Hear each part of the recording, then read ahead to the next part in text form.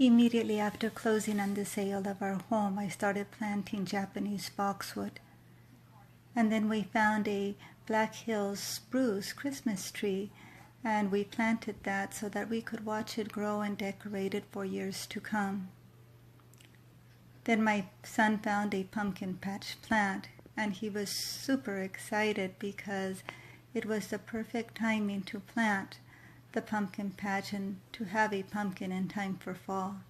But then like 2 or 3 days after closing, we started noticing these hard, sharp, pointy things sprouting out of the ground everywhere. We didn't know what they were. As we took a closer look, we started seeing these hard rope-like roots running through the yard. It wasn't until we had someone come fix the broken sprinklers that we were told that it was bamboo and that it was breaking the sprinklers and damaging the sprinkler system. Within like 2 weeks after closing, we were bamboozled in a jungle of bamboo. It was growing everywhere at a very fast rate and through everything. My son and my grandchildren were sad and disappointed because we had promised them a new big playset as soon as we moved, but they could not play in this yard. The bamboo was sprouting out from one day to another, and it wasn't very safe. Still, we were determined to have a beautiful yard, and we started digging it out.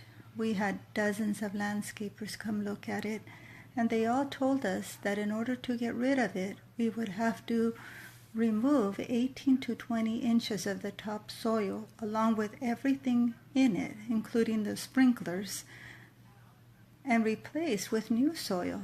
And the concrete would have to be demolished to get to the roots that were already established under the concrete. A barrier would have to be installed to prevent it from coming back and keeping it clean. We could not afford to have that done, nor could we do the job ourselves, so we continued to dig.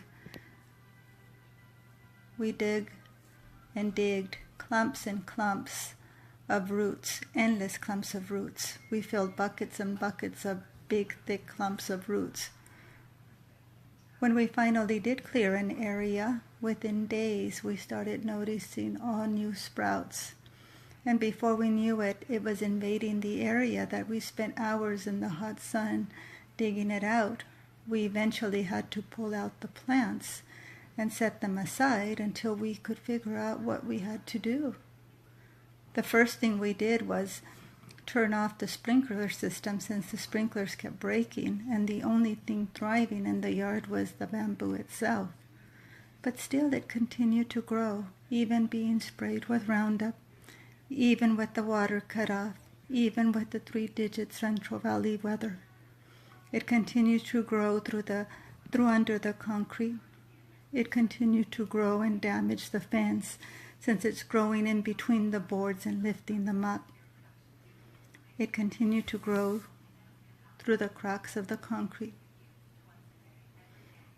It's made its way under the concrete slab of the air conditioner, and it is growing between the air conditioner and the house. You can see the roots coming out from the patio concrete. Our Italian cypress did not survive. They all ended up dying. Our Japanese boxwood is dying. Our Black Hill spruce died. Even the pumpkin patch didn't survive, but as you can see, the bamboo continues to grow around it. This is our backyard today. It is completely hopeless, completely useless, absolutely dreadful. We cannot play in this yard. We cannot plant in this yard. We cannot fix it up. We cannot get rid of this bamboo. We even had 3 pool builders come look at it, and they all told us they would not build a pool in this yard until it was clean and clear.